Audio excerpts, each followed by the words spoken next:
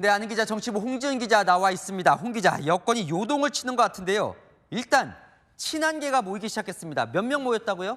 네, 22명입니다. 한동훈 대표가 번개를 소집한 지 2시간 반 만에 모인 숫자인데요. 한 대표 측은 국회 일정 때문에 못 온 사람들까지 더하면 30명은 좋게 넘었을 거라며 모인 숫자에 아주 만족하는 분위기입니다. 최소 50명까지 늘리겠다고도 하고 있습니다. 한 대표 오늘 부산에서도요, 의원 1명 포섭 성공했다고 합니다. 포섭 성공했다는 건 다음 모임에 뭐 나오겠다 이런 거예요? 네, 다음 모임에 나오겠다는 의사를 밝혔다고도 하고요. 여당 내에서는 친한계 세력화의 공식화 자리로 보는 해석이 많습니다. 지난 6일에도 1차 회동을 했지만 첩보 작전 하듯 비밀리에 모였고요. 한 대표가 찍힌 사진도 없었죠. 그런데 어제는 보란 듯 공개적으로 모였습니다. 친한계 인사들 그동안 주말에 모이거나 등산 등 비공개 회동을 갖긴 했거든요. 그런데 이렇게 카메라 앞에서 모인 건 처음입니다. 자, 세력화 공식화다. 왜 하는 거예요? 네, 만남 시점이 중요한데요. 한 대표가 윤 대통령과 만난 다음 날이죠.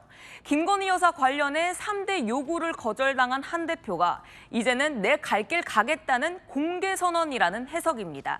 친한계 의원은요, 시국이 시국인지라 더 자주 뭉치기로 했다며 다음 달에는 더 자주 보기로 했다고 합니다. 그런데 어제 참석자 중 눈에 띄는 인사가 있었는데요. 바로 안상훈 의원입니다. 자, 안상훈 의원은 비례대표인데 대통령실에서 사회 수석을 했었어요. 그럼 친한계로 간 거예요? 네, 취재 결과 한 대표가 직접 안 의원에게 전화를 걸어 참석해달라고 요청했다고 합니다. 안 의원은 인수위부터 시작해 1년 7개월간 대통령 사회수석으로 일했죠. 대통령실 출신 참모의 참석을 두고 친한계, 친윤계 모두 술렁이는 분위기였습니다. 친한계로 갈아탄 거 아니냐 이런 거죠. 자, 그러다 보니까 친윤계도 좀 움직임이 있어 보여요?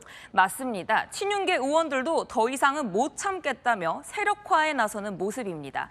한 대표를 향해 야당 대표냐 이런 불만 아주 가득합니다. 친윤 중진 의원들은요, 한 대표와의 중진 모임 정례화를 요청한 상태고요. 친윤 의원들 중심으로 국정감사 이후 재선 모임을 만들겠다는 움직임도 포착되고 있습니다. 세력화 경쟁이 본격화되는 분위기인데, 자, 여당 의원이 108명이죠? 네. 지금 현재 세력 분포는 어떻게 되어 있습니까? 네, 제가 친윤계, 친한계 인사들의 이야기를 종합해서 계파 지형도를 만들어 봤는데요. 같이 보시겠습니다. 친윤에 범친윤까지 더하면 108명 중 61명, 과반이 훌쩍 넘습니다.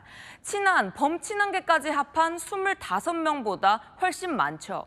선수 높은 중진도 많다는 점, 친윤과 대통령실이 믿는 지점입니다. 원외인 한 대표가 정작 할 수 있는 게 없다는 거죠. 하지만 친한계에서는요, 중립지대에 있는 22명을 주목하고 있습니다. 시간이 지나면 미래 권력을 따라올 거고 여론에 부응하다 보면 자연스럽게 세가 확장될 수 있다는 거죠. 자, 윤석열 대통령 오늘 마침 홍준표 대구시장을 만났어요. 네, 홍 시장은요, 지역 현안 때문에 만났다고 했지만요, 한 대표의 가장 날선 비판을 해왔던 만큼 많은 해석이 나올 수 있겠죠. 지자체장은 윤 대통령의 든든한 우군이기도 합니다. 김태흠 충남지사도 지난 탄핵 때와 유사해 밤잠 못 자겠다며 한 대표를 비판했습니다. 자, 아주 여건이 회담 이후에 요동을 치는데 앞으로 어떻게 되는 겁니까? 네, 결국 친윤, 친한의 충돌의 분수령은요, 김여사 특검법입니다. 친한계가 마음만 먹으면 김여사 특검법이 통과될 수 있는 아슬아슬한 상황입니다. 대선 직후엔 친윤하면 국민의힘 그 자체였지만 한 대표가 본격 세력화에 나서면서 이 공식은 이젠 깨졌죠. 중립 성향의 한 중진 의원은요, 이대로 가면 다 망한다며 이재명 대표의 정권 빼앗기고 싶냐고 우려했습니다. 빈손 회동 이후 여권이 내용으로 접어들 수 있는 위기 상황인 건 분명해 보입니다. 네, 잘 들었습니다. 한은 기자, 홍지은 기자였습니다.